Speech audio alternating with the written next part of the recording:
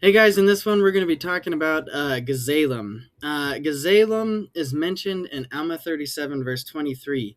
And I made a discovery myself just this last year when I found some articles talking about Gazelem that I had not known about before. So I'm going to give you my original reading of Alma 37. I read it like, "And the Lord said, I will prepare unto my servant Gazelem a stone which shall shine forth in darkness unto light, that I may discover unto my people who serve me, that I may discover unto them the works of their brethren, yea, their secret works, their works of darkness, and their wickedness and abominations."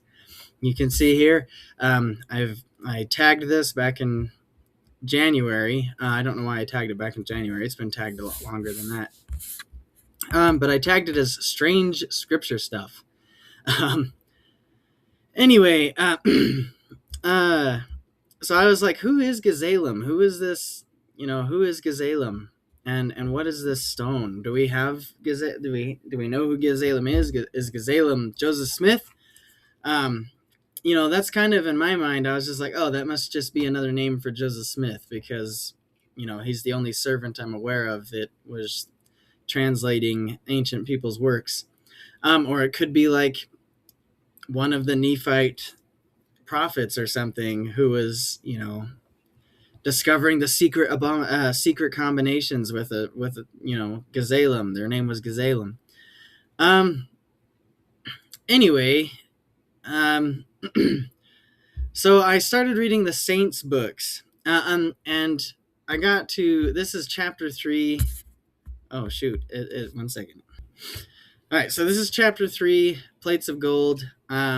And this is not very far from the top. It looks like it's page 21. And here, down here, like many people in the area, including his father, Joseph believed that God could reveal knowledge through objects like rods and stones, as he had done with Moses, Aaron, and others in the Bible. One day, while Joseph was helping a neighbor dig a well, he came across a small stone buried deep in the earth. Aware that people sometimes use special stones to search for lost objects or hidden treasure, Joseph wondered if he had found such a stone. Looking into it, he saw things invisible to the natural eye. Joseph's gift for using the stone impressed family members who saw it as a sign of divine favor. But even though he had the gift of a seer, Joseph was still unsure if God was pleased with him.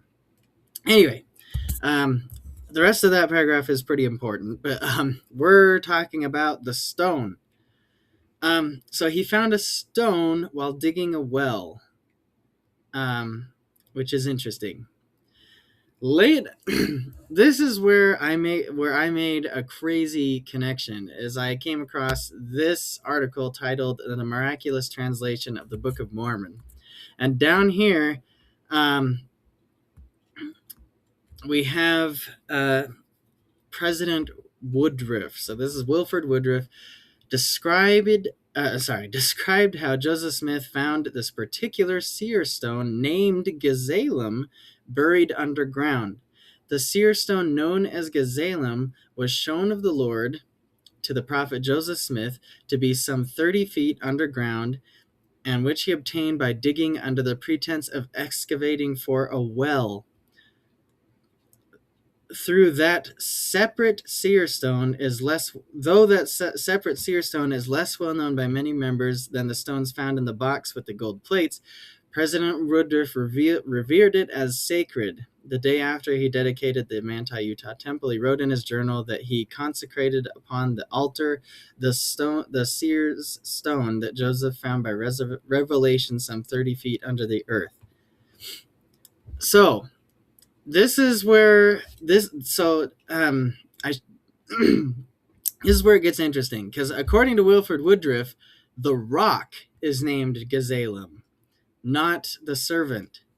So if we go back and read Alma 37, that actually makes perfect sense. And the Lord said, I will prepare unto my servant Gazelem a stone. The commas there are signifying that this is altering the meaning of the previous sentence. It's saying the Gazelem is a stone, my servant Gazelem a stone. So he's preparing unto Joseph Smith Gazelem, which is a rock, which shall shine forth in darkness into light, which is exactly what that rock did. It shone forth in darkness unto light. Anyway, this is a picture of what could be that stone. I'm going to go out on a limb here, and I'm going to say that Joseph Smith never removed stones from the Urim and Thummim or the breastplate or the spectacles, all being the same thing, to translate the Book of Mormon. But we know from some accounts that Joseph Smith was translating the Book of Mormon by putting a stone in a hat. Now, I'm just assuming, due to the sacred nature of the Urim and Thummim, that Joseph Smith is not removing the stones from the spectacles and throwing them into a hat. In fact, with the purpose of the spectacles was to look through them to see translated or to see things, was by looking through the stones. Whether that worked like augmented reality, or if that was virtual reality, or if it was just spiritual, I don't know. But I do know that there's a reason they were spectacles, and it's probably so that you could look through them and literally see things. This stone has a few unusual qualities about it. Number one, it looks like a piece of wood, to be honest. It's a very interesting rock. I don't think I've ever seen a rock like that. It's almost like tiger's eye, but it doesn't have the shininess. And maybe that's because it's not polished. Maybe it literally is tiger's eye that's not polished. I'm not saying the rock itself is unusual. It does look unusual. It is a very unique rock. But what's interesting is it's not clear. It's not translucent. And if it were to have writing on it somewhere or shining stuff off of it, I assume it would be really difficult to look at it during the daytime. Now, this is complete speculation on my part. I don't have anything to back this up other than I've read a lot of the accounts, and we know that there were 3 methods of which Joseph Smith translated. Number 1, Joseph Smith used the Urim and Thummim to translate. Number 2, he looked at the hat, looked into the hat at the stone on the bottom of the hat. And number 3 is that I think he didn't use a hat at all. Like, he just was able to translate. Boom. Some people say that he alternated between all 3 of these throughout the translation process, but it makes more sense to me that he would start with the Urim and Thummim, which go directly on your face, and he's looking down, translating. And as he perfects the skill, he's able to move on to just having this rock in a hat, which I think could be this very rock on screen. And the hat, he says it in all multiple sources. It says that the hat is used for blocking out light. It's not that the hat's special. It's that the hat is blocking out light. If there was special writing on this rock on screen, I kind of feel like I would need to block out light in order to see what was written on it. But I don't know. That's just saying. And then it makes sense that after practicing with that for a while, that he would have the skill to just do it offhand. Anyway, I do have another article up here, but it's referencing the same. Sorry, I just covered the camera there. This is just talking about the same thing. This is a memo. The memo says President Roford made some spontaneous comments to Elder James E. Talmage in relation to the seer stone known as Gazelem, which was shown of the Lord to the prophet Joseph Smith to be some 30 feet underground, and which he obtained by digging under the pretense of excavating a well. You'll notice that that's very similar to what this says in this one. Which was obtained by digging under the pretense of excavating for the well. It's word for word. So I think these are the same sources. I clicked on the footnote here, and it brought up the George Albert Smith family papers. It also says that President Brigham Young also described Joseph Smith finding this seer stone in a well, and explained that Joseph had 3 seer stones, 2 small ones and 1 large one. in the historian. Anyway, the two small ones could be the ones that are in the spectacles, which would make sense to me. If you're looking spectacled, seer stones probably aren't much bigger than your eyeball.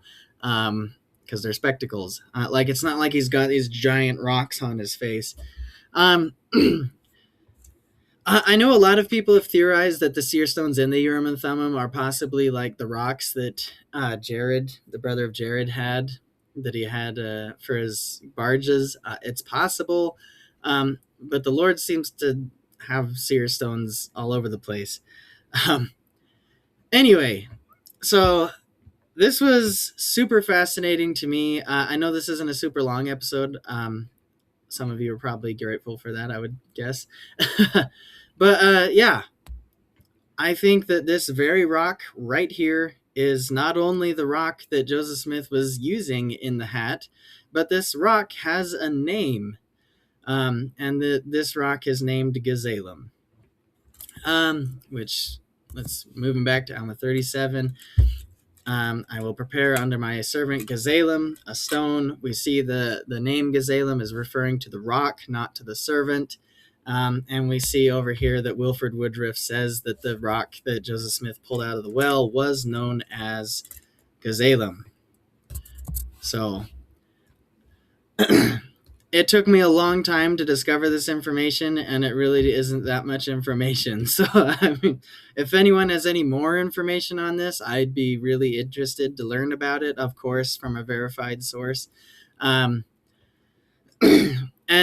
once again, I'm not speaking for the church. I'm not speaking for the church history department. I'm just connecting dots that I see, and I could be completely wrong. So don't take me as gospel truth on this. I've got my tie over my shoulder. This is all speculation. I think it's super interesting, and I think it'd be really cool if this actually was Gazelem, because then we'd have an actual artifact of something in the Book of Mormon.